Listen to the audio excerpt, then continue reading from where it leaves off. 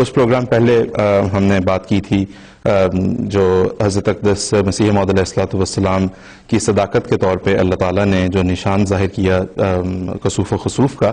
گرہن کا، جو کہ ایک پیشگوئی تھی حضرت اقدس محمد مصطفیٰ صلی اللہ علیہ وسلم کی، کہ جب امام مہدی ظاہر ہوں گے تو ان کی صداقت کے طور پر اللہ تعالیٰ معین کر کے حضور پاک صلی اللہ علیہ وسلم نے بتایا کہ ان تاریخوں میں سورج اور چاند کو گرہن ہوگا، جو کہ صداقت کا ثبوت ہوگا حضرت مسیح موعود اور امام مہدی علیہ السلام کی۔ تو ایسا ہی ہوا، ایسا ہی ہونا تھا، کیونکہ یہ حضرت اقدس محمد مصطفیٰ صلی اللہ علیہ وسلم نے جو ہمیں بتایا وہ اللہ تعالیٰ سے خبر پا کر، جو کچھ بھی بتایا اللہ تعالیٰ سے خبر پا کر ہمیں بتایا۔ تو اس پر ایک سوال ہمیں یہ آیا تھا کہ یہ اتنا اہم واقعہ جو تھا، یا یہ جو گرہن لگے، ان کو کیا اس وقت کے میڈیا نے کوریج بھی دی، یا کہ ان کی پرچار صرف جماعتی لٹریچر میں ہوتی ہے یا ہوتی رہی ہے؟ تو اس کے لیے یہ ہے کہ ہم نے کچھ مختصراً تو اس پہ بات کی پہلے ایک پروگرام میں، لیکن اس کے بعد جو تحقیق کی گئی اس سے اب تک ہمارے پاس جو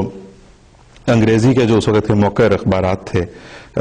ہندوستان سے متعلق، جو کہ اس وقت برٹش انڈیا تھا، برٹش کالونی تھی، جو ان علاقوں کی خبریں چھاپتے تھے، اور ویسے یہاں کے اخبارات بھی، جو یہاں چھپنے والے بھی اخبارات تھے، انہوں نے بھی گرہن کی خبروں کو چھاپا۔ اب تک جو ہمیں تحقیق کے بعد مل سکے ہیں وہ اس وقت ہم آپ کو اپنی ٹیلی ویژن اسکرین پر دکھائیں گے۔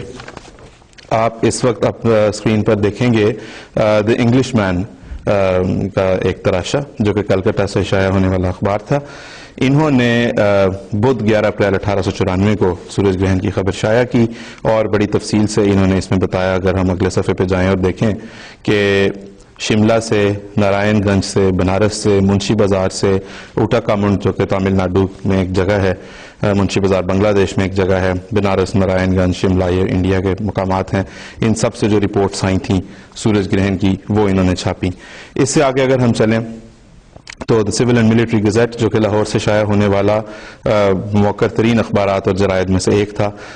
وہ آپ کو اس وقت نظر آ رہا ہے، اور اس میں شائع ہونے والی خبر جس میں لکھا ہوا ہے کہ دی ایکلپس واز کلیئرلی آبزروڈ، اس وقت آپ کی اسکرین پر ہے۔ اور اسی طرح سے ایک اور اس